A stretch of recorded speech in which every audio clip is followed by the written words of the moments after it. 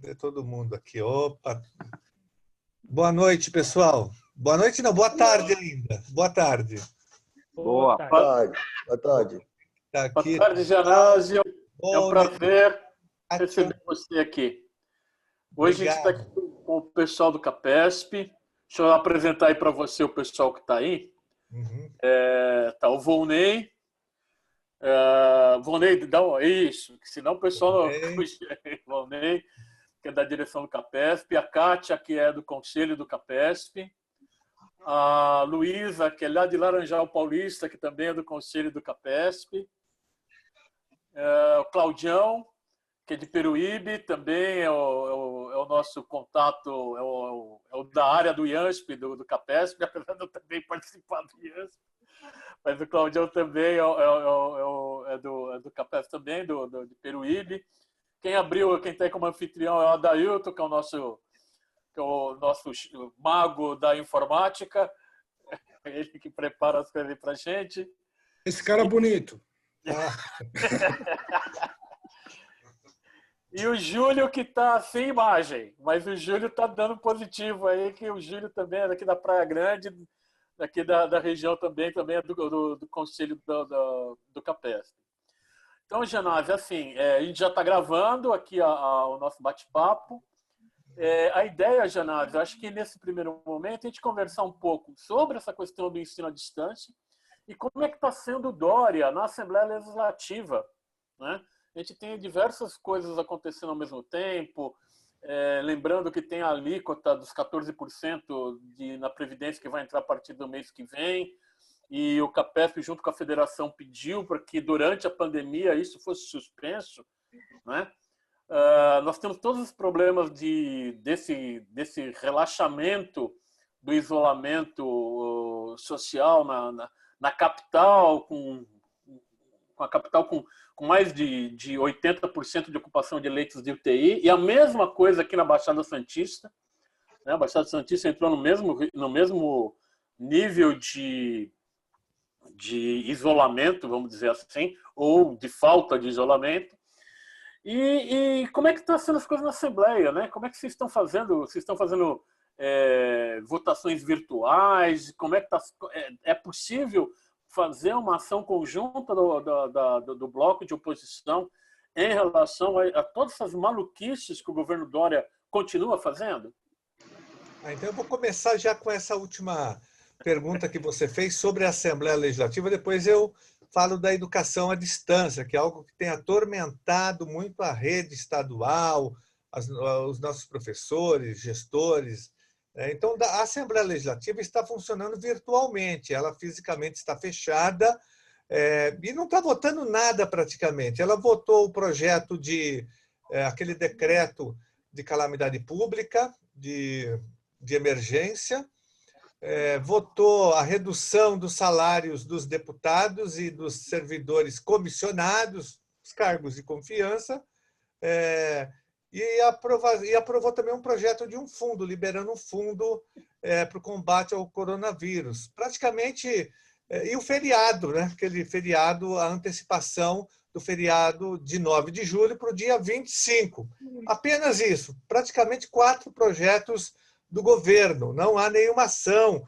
Nós apresentamos muitos projetos, muitas propostas de combate à pandemia, mas, sobretudo, a nossa pauta, Guilherme e professores e professoras, a nossa pauta é a proteção social. Não adianta só isolamento social sem proteção social, sem dinheiro para proteger a população, os desempregados, os trabalhadores informais, os nossos professores, por exemplo, eventuais, que estão abandonados, não estão recebendo nada, os professores categoria O sem contratos, os trabalhadores da cultura, esses estão sofrendo muito, porque não tem como sobreviver mais, não tem mais show, não tem mais teatro, não tem mais nada funcionando, que tudo que necessitar de público, não há mais a possibilidade de trabalho. Então, esse setor está sofrendo muito aqui no estado de São Paulo.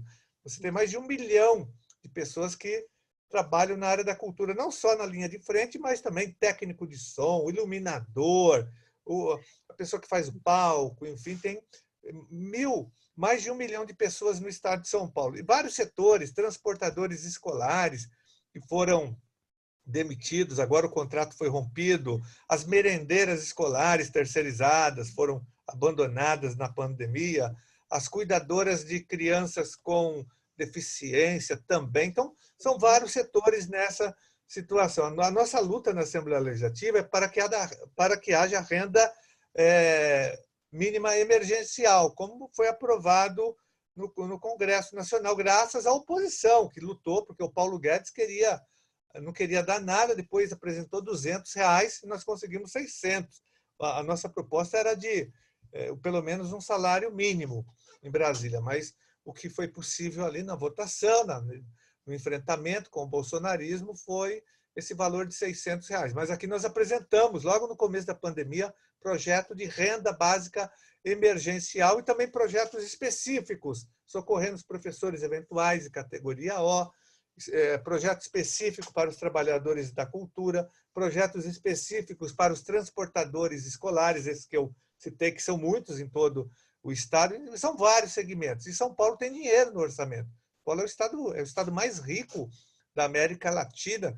Se o São Paulo fosse um país, ele teria o PIB do Chile, por exemplo, quase o PIB da Argentina, e tem a mesma população da Argentina, praticamente. Então, nós teríamos condições de fazer uma ampla proteção social, mas isso não acontece porque o Dória não investe um centavo na proteção social, ele só levanta a bandeira, levantava, pelo menos, do isolamento e da quarentena, né? Dizendo que era movido pela ciência, pelas orientações da Organização Mundial da Saúde, pelos sanitaristas, enfim. Mas agora ele começa a romper, já flexibilizando, já atendendo os interesses do poder econômico, dos grandes empresários, cedendo também às carreatas da morte, cedendo a setores bolsonaristas, porque Dória é covarde, Dória é marqueteiro, ele não enfrenta nada nem ninguém, não tem coragem, entendeu?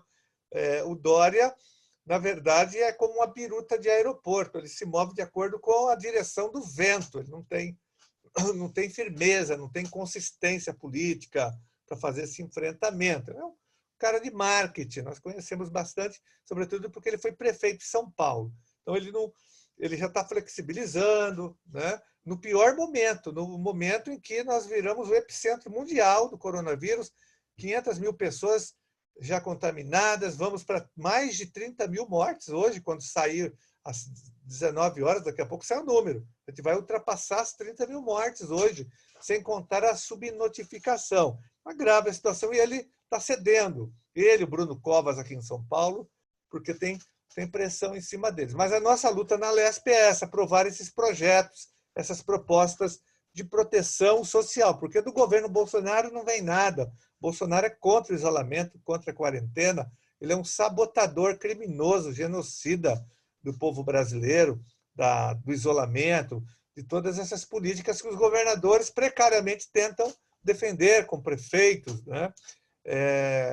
Ele sabota o tempo todo esse movimento. A gente viu aquela reunião ministerial do dia 22, que foi um show de delinquência, viu? Que ali se discutiu tudo menos a pandemia e muito menos socorro ao povo brasileiro, né? E foi uma reunião de milicianos, não foi uma reunião de ministros. Então, não há ajuda nenhuma do governo federal. Então, na Lesp, essa é a nossa luta, tensionar, pressionar. Está tendo votação, é tudo virtual, mas são poucas as votações, só ocorreram 4 votações, praticamente, que são essas que eu citei aqui, e o bloco de oposição está unido, o PSOL, o PT, o PCdoB, e alguns avulsos. Ora tem uma dissidência aqui, outra ali na base do governo, do outro lado tem a base bolsonarista também, PSL, Janaína, Mamãe Falei, não é só a base bolsonarista, mas a base, eu diria, conservadora, né? Esse pessoal da nova política, que é velha política, eles se juntam contra os trabalhadores, contra os servidores. Eles estavam defendendo, todos esses grupos, por exemplo, a redução dos salários dos servidores do Estado de São Paulo. Tem uma forte pressão desses grupos todos que eu citei para que haja redução, para que os servidores públicos do Estado de São Paulo paguem pela crise. Mas nós obstruímos, não não vai votar nada disso. Eles apresentaram propostas, mas estão todas obstruídas. E não veio nada do governo, pelo menos até agora. Então, esse é o quadro, Guilherme, da Alesp hoje. Não está acontecendo absolutamente nada do ponto de vista de votações importantes que possam ajudar no combate à pandemia, mas, sobretudo, nessa lógica que eu citei aqui, da proteção social, que é o que nos interessa. Sem proteção social, não há isolamento. A população está passando fome, desesperada, não tem dinheiro mais para comprar nada, né? Então, é difícil você manter. Tem que ter renda básica. Sem renda básica não é possível, e sem socorro. Não só os trabalhadores em geral, mas também as empresas, pequenas empresas, o pequeno comércio, tem que ter ajuda financeira do governo estadual e dos governos municipais também. Então, a Alesp está. Agora, nós continuamos lá, denunciando, usando a tribuna. Todos os dias eu vou para a tribuna virtual, ela é televisionada, a sessão pela TV Alesp. Nós estamos acionando o Ministério Público, o Tribunal de Contas, principalmente contra vários prefeitos que estão furando o cerco, já obrigando os professores municipais a voltarem às escolas, os gestores. Eu já protocolei umas 20 representações no MP e no Tribunal de Contas contra esse bloqueio, contra esse procedimento, né, de obrigar gestores a estarem nas escolas, que isso é um crime, também é uma política genocida, porque você fura o isolamento, fura a quarentena e expõe os servidores. Quadro de apoio escolar, gestores, diretores são obrigados a ir, coordenadores pedagógicos e algumas prefeituras obrigam os professores a irem para as escolas. Então, já acionei Diadema, São José dos Campos, Jundiaí, São Lourenço da Serra, vários municípios já foram acionados pelo nosso mandato. Eu acionei, na verdade, o Ministério Público, o TCE, contra esses prefeitos, entenderam? Agora estou acionando Serra Negra, está nessa situação, município de Serra Negra, enfim, são vários. Isso a gente vem fazendo. Então, do ponto de vista da Alesp, é isso.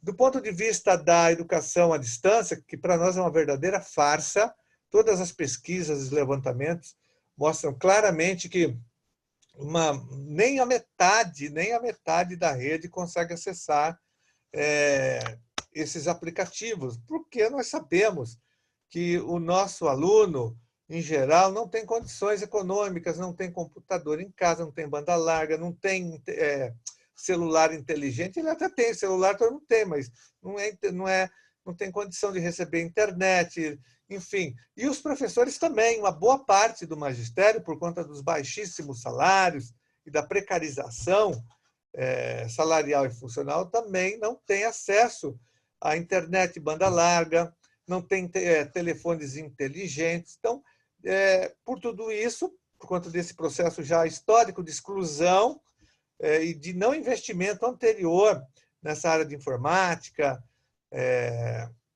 aí, agora, na pandemia, isso fica mais claro ainda. Então, não é possível. É por isso que nós chamamos de a farsa da educação à distância. A APOESP fez uma pesquisa agora, acho que do dia 21 ao dia 28 de maio, mostrando que só 22% da rede conseguiu acessar as redes sociais, essas mídias da Secretaria da Educação. Então, quer dizer, é um processo de alta exclusão, pior do que o processo presencial. E nós denunciamos no Ministério Público, entramos com representação, estamos cobrando a Secretaria da Educação para que ela suspenda essas orientações. Né? Ela está tratando a rede e todo esse processo como se nós estivéssemos dentro de um período de normalidade, fazendo exigências burocráticas desnecessárias e cruéis para os professores, gestores, até mesmo para o quadro de apoio escolar, fazendo reunião pedagógica, pedindo replanejamento, querendo que os professores apliquem provas no meio de uma pandemia. Isso não existe. Uma boa parte dos sistemas de ensino do mundo não estão aplicando provas, estão tratando a educação de uma outra forma. E mesmo a educação à distância, não é isso que eles estão apresentando, Guilherme. A situação é essa. Eu tenho conversado muito com os professores, diretores, supervisores, quadro de apoio escolar. Já fiz várias lives no nosso Facebook com professores da rede estadual, falando da farsa da educação à distância. E hoje mesmo eu conversei com 6 professoras da rede estadual, uma de Ribeirão Preto, 3 aqui da Grande São Paulo, uma de Apiaí. Eles falaram, não tem condição, isso é impossível. E reclamando também do excesso de exigências. Uma professora hoje que tenha cuidado dos seus filhos, da sua casa, das suas coisas, é obrigada a ficar 24 horas no ar, no WhatsApp, no Facebook, para atender aluno, para atender pai, para atender a direção da escola, tem que entrar na mídia da Secretaria da Educação. Ela está estressada, tem muita gente adoecendo mais ainda, né? E a Secretaria não entendeu que nós estamos numa pandemia, que os nossos alunos estão preocupados com a sobrevivência nesse momento. Se eles vão ter comida amanhã, se algum familiar vai morrer, porque já está internado. E o coronavírus chegou com força na periferia, nas camadas mais pobres da população, e que afetam os nossos alunos, logicamente, e as famílias dos nossos alunos. Nós defendemos que nós temos que ter um esforço para ter contato com os nossos alunos, mas não para ficar dando aula, ensinando equação de segundo grau, não, prestar solidariedade a eles, orientá-los a buscar a renda emergencial.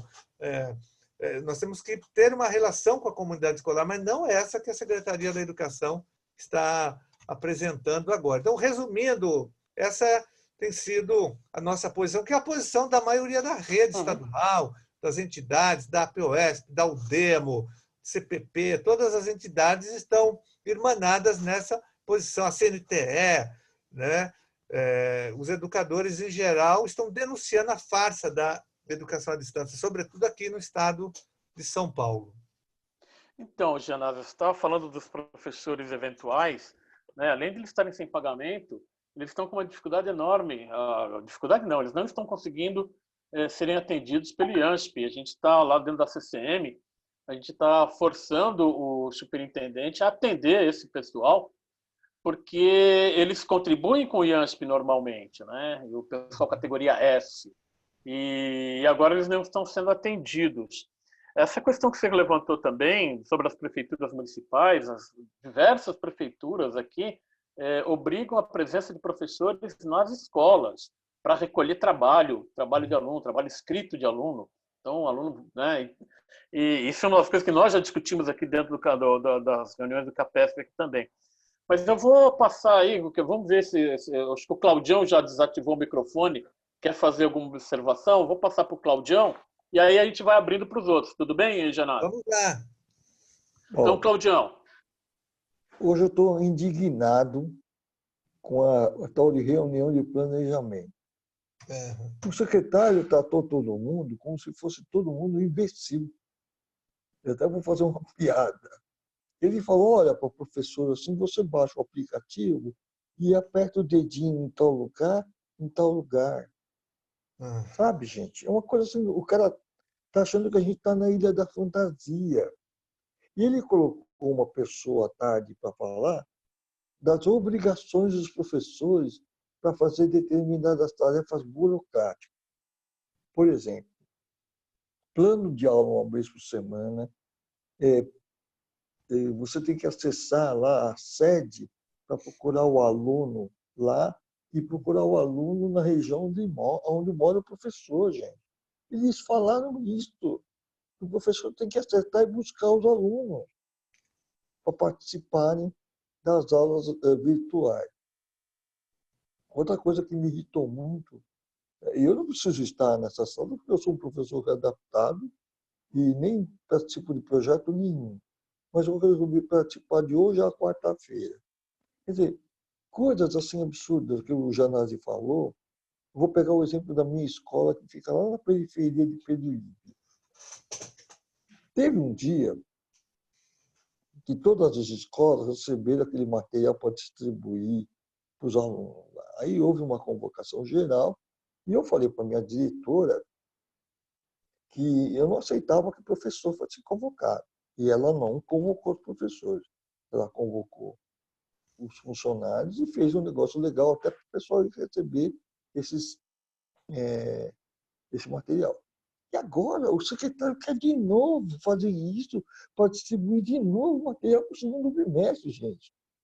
Ou seja, Por que já não distribuiu tudo de uma vez só? Ou seja, dinheiro para pagamento de frete à parte. Bom, findo isso, eu acho que assim, como eu sou defensor de entidades, eu sou da POS, eu sou do CAPESP, eu sou diretor do CPP, eu acho que a gente devia começar a conversar com os professores para não entregar mais nada. Nada, não entregar mais nada, sabe? Forçam o professor a fazer isso num período que não tem nada a ver. Agora, os professores tinham que apenas estar orientando os alunos e acabou. Aplicar prova. As aulas que os alunos assistem, o professor, que é o professor real, está tendo que reproduzir essas aulas para os alunos. Nós traz de Classroom.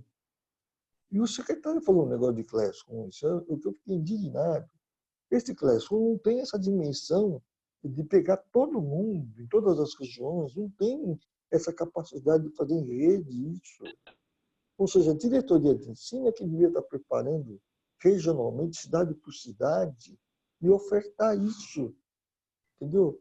Então, eu estou indignado. Eu vinha avacalhando já essa EAD, agora que eu não quero mais saber nada disso. Isso é um horror. Tá bom? Obrigado, Guilherme. Obrigado, Janás. Obrigado, Claudião. Legal.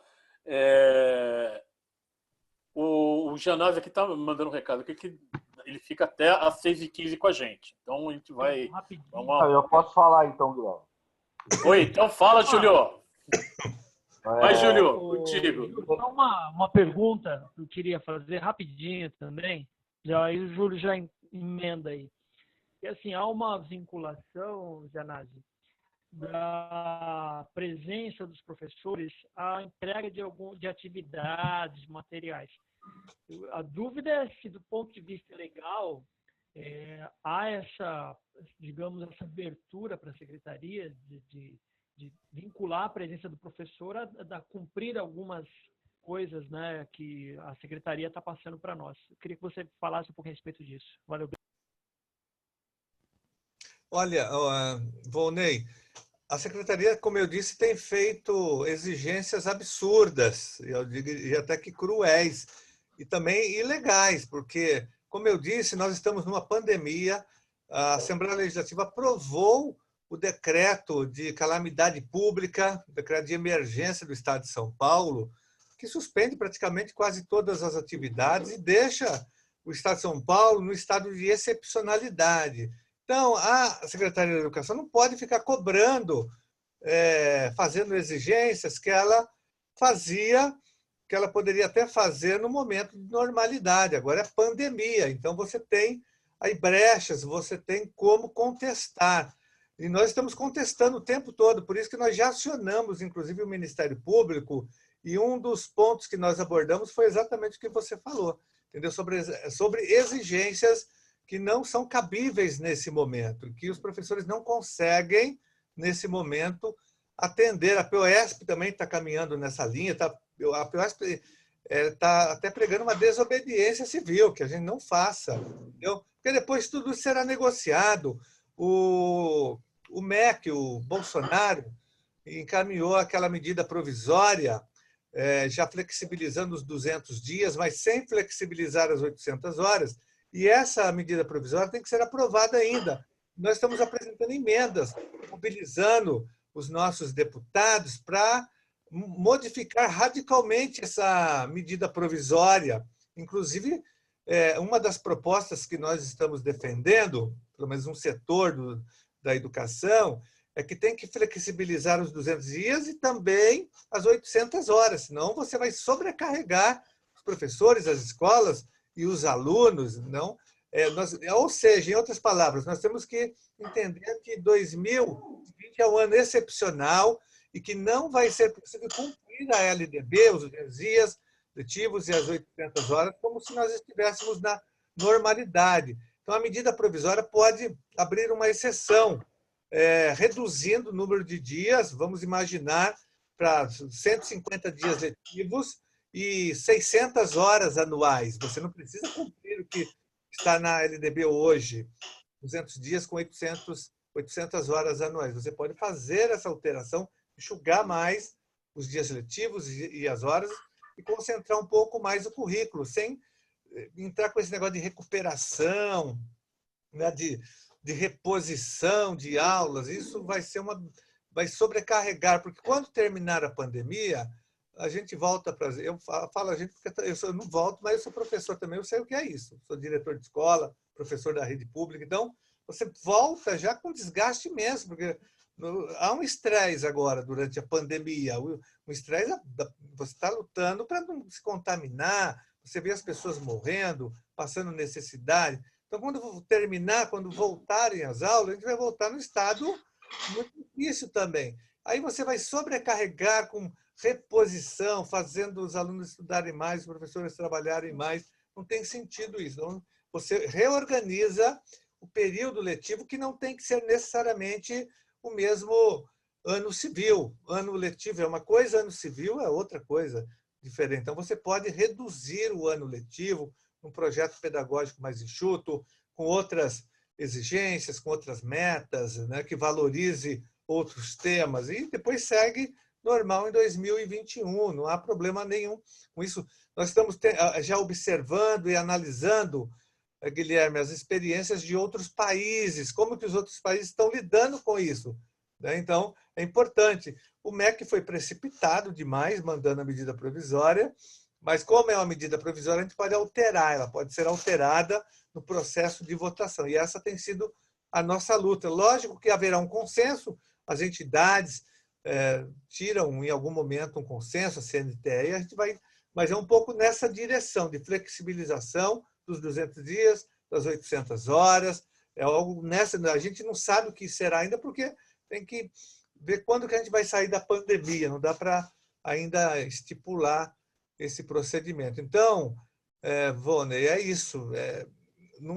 Eles não vão poder exigir isso, ficar cobrando e cometendo esse assédio moral contra os professores, porque nós estamos vivendo um momento de excepcionalidade e nós vamos, se eles endurecerem, nós vamos endurecer acionando a justiça, direto no Tribunal de Justiça contra a Secretaria da Educação. E aí eles perdem, porque tem decreto, então é complicado para a Secretaria da Educação também bancar isso até as últimas consequências. Por isso que a nossa reação é importante. Legal. Janazzi, deixa eu avisar aqui que o Flávio, lá da Praia Grande, entrou aqui também, está aqui conosco. Então, está aí. Mongaguá, desculpa. E passar para o Júlio agora. Bom, vai lá, Júlio. Prazer em falar contigo aí, Janazzi. Opa, um abraço, Júlio. Vou dar os informes do que está acontecendo aqui. Eu sou professor da rede pública e do Estado aqui em Mongaguá. Bom, na rede pública, tudo o que você falou sobre o acesso, para mim está correto. Eu tive 3 acessos, 3 alunos acessaram minhas classes pelo Classroom. 3. Enviei e-mail, enviei os códigos, falamos com a escola, falamos com o representante. Eu recebi 3 trabalhos de retorno do que eu coloquei lá no Classroom. Tá certo? Então, eu fiz o que pediram, dei o acesso aos alunos e só tive 3 de 8 salas. Então, 8 vezes 4, 32, 320 alunos aí, 300 alunos, 0,01%. Não dá nem para fazer essa conta aí que não fica legal. Tá certo? Então, esse é o panorama do que está acontecendo aqui. O assédio está acontecendo sim. Meio que velado, mas eu acho que está acontecendo. Porque hoje eu vi uma pequena fala no WhatsApp do grupo da escola, onde o coordenador falou assim: o supervisor está pedindo a presença no replanejamento. Vou fazer chamada. Então, quer dizer, tipo assim, fica de olho quem está entrando, quem está acessando, quem está participando. Tá certo? Então, eles estão dando uma pressionada. Mas como eu tinha acabado de falar para o Claudião aí, eu acho que eles não vão fazer nada por enquanto, justamente por tudo que você falou, que não tem uma lei, eles não têm uma base legal para prejudicar todos esses professores. Então, por isso que não está se fazendo. Então, o Estado está nesse ponto aí. Na prefeitura, eu trabalho na prefeitura de Mongaguá. Inclusive, esses dois outros professores que entraram, o Flávio e o Carlos, eles vão falar, vou te contar outra coisa. Mas a gente teve que ir à escola, corrigir trabalho, para poder passar nota, teve que ir lá. Nossa. E os coordenadores, os diretores estão trabalhando, estão indo nas escolas, ficam lá nas escolas, pessoal da secretaria, pessoal de cantina, de cozinha, ficam nas escolas, estão indo lá. Se eu estiver mentindo, os dois podem desmentir aí. Não é nem uma questão de política partidária, aí, é uma questão da pandemia, é o que tu falou. Tem que se manter aí precavido na pandemia e eles não estão fazendo. Inclusive, no começo da pandemia, teve aquela situação de quem era grupo de risco fazer um requerimento para pedir para se afastar imediatamente, não ficar naquela semana de prazo.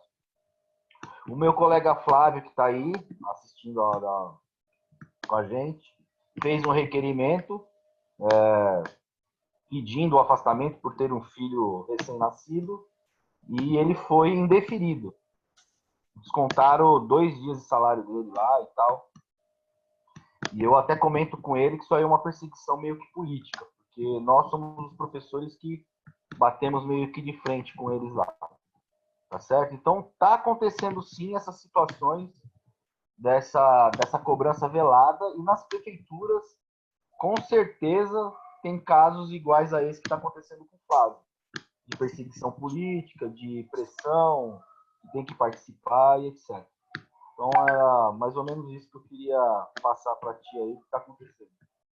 Ô, Júlio, em relação à rede municipal aí da cidade, se você quiser conseguir me passar a portaria ou decreto que obriga os servidores da educação a permanecerem na escola, aí eu entro com uma representação no Tribunal de Contas e no MP contra essa legislação, porque ela afronta o decreto estadual de qualquer forma, entendeu?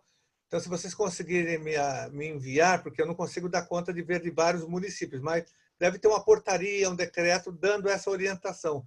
Se vocês conseguirem, me enviem aí pelo meu WhatsApp mesmo, que eu imediatamente já aciono o MP estadual, faço uma representação pedindo que o MP e o Tribunal de Contas também, que estão fiscalizando as prefeituras, que estão descumprindo a legislação estadual. Tá bom? É uma forma de a gente estar contribuindo com a luta aí municipal de vocês. A estadual é essa que a gente já vem travando de uma forma mais geral. Ok, vou tentar disponibilizar. Se o Flávio tiver, Flávio, se você quiser a palavra para ver aí, tá bom? Obrigado. É isso aí. Flávio, quiser completar aí, pode completar. Só ativa teu microfone.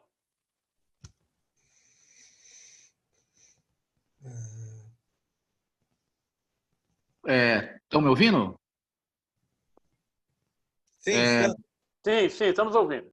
Beleza. Então, agradeço ao Julião por ter lembrado da minha situação, porque, de fato, o prefeito estabeleceu um decreto aqui, o decreto, se não me engano, 7.092, que dava a possibilidade de pessoas no grupo de risco ou alegando uma situação de risco que era necessário ficar em casa. Esse decreto possibilitava a gente, por meio de um requerimento, justificar, né, explicando por que era necessário ficar em casa e fazer a antecipação do home office.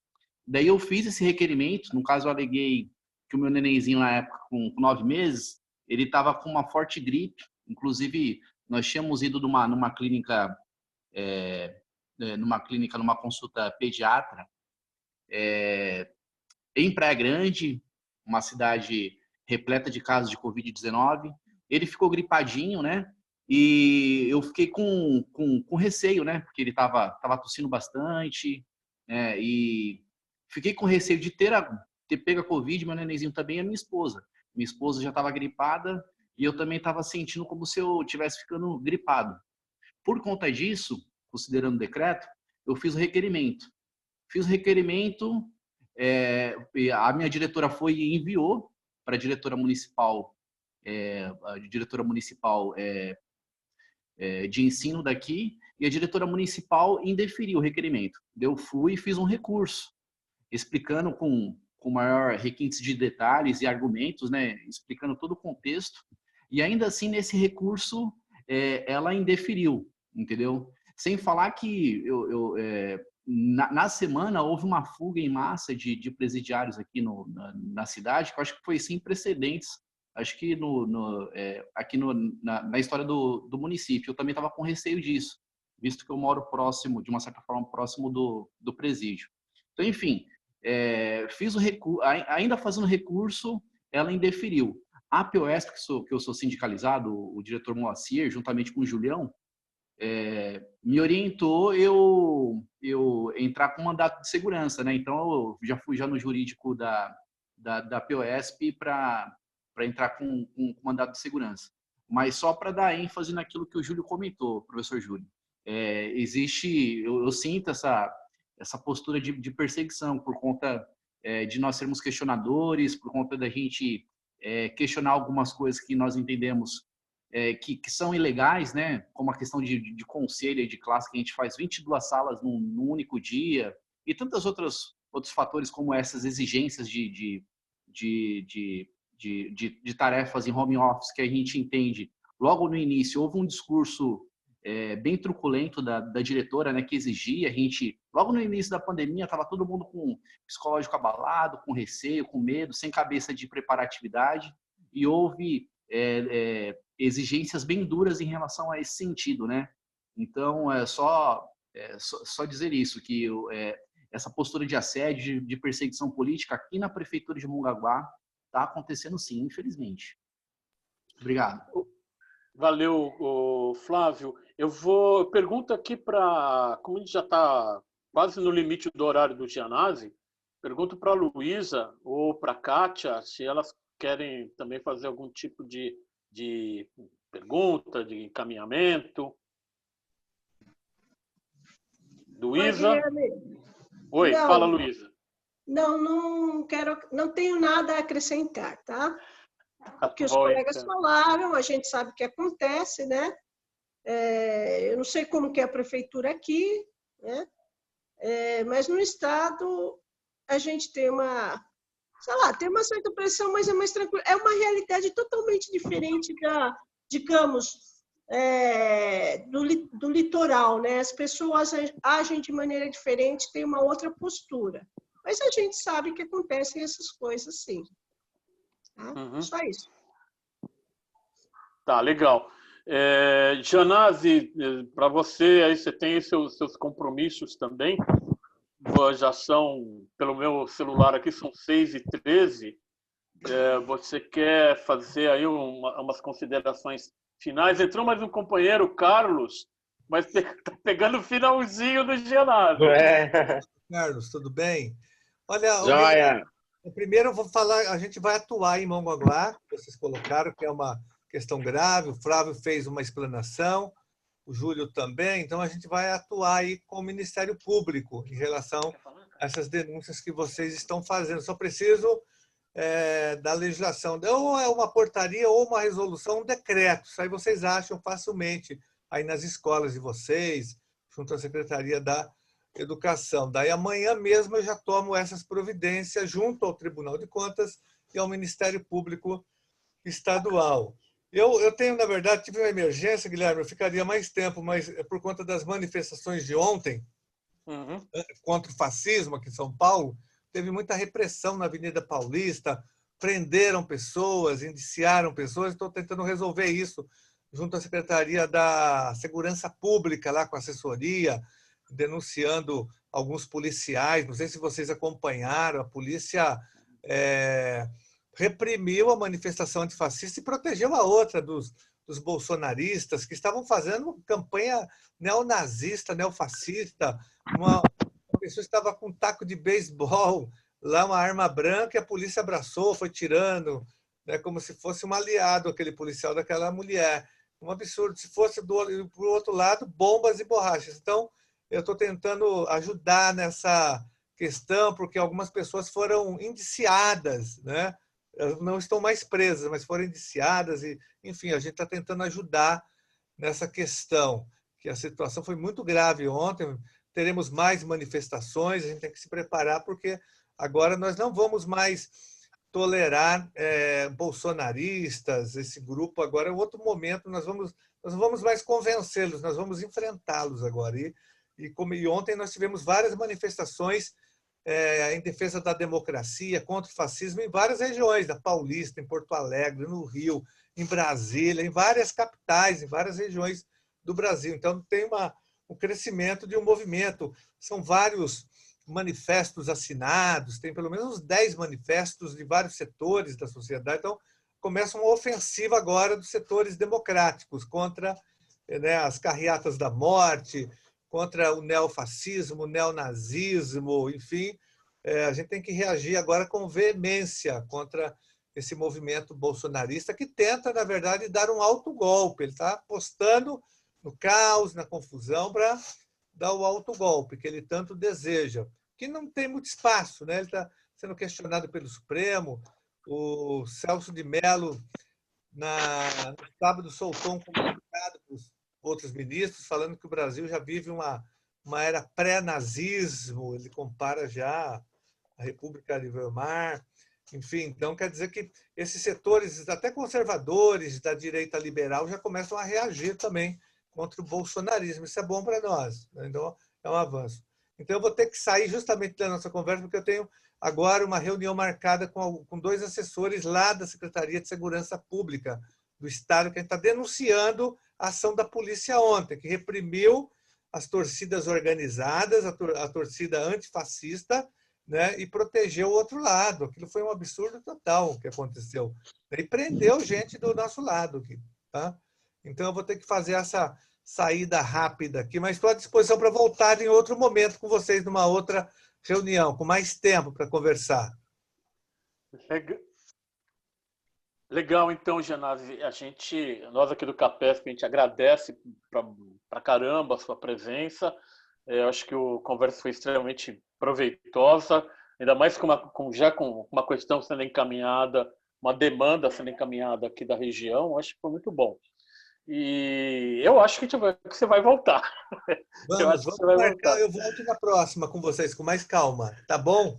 Tá joia. Muito obrigado, Genasi. Obrigado, viu? Tá, hoje, bom trabalho daí. Hoje à noite, às 8h30, nós vamos fazer uma live. Nós estamos fazendo lives todas as noites no nosso Facebook, e majoritariamente falando da educação, da rede estadual. E hoje nós vamos debater a situação dos agentes de organização escolar, que a situação deles é muito grave nas escolas. Vocês podem participar às 8h30 no nosso Facebook, lá Carlos Gianazzi Oficial, com transmissão ao vivo.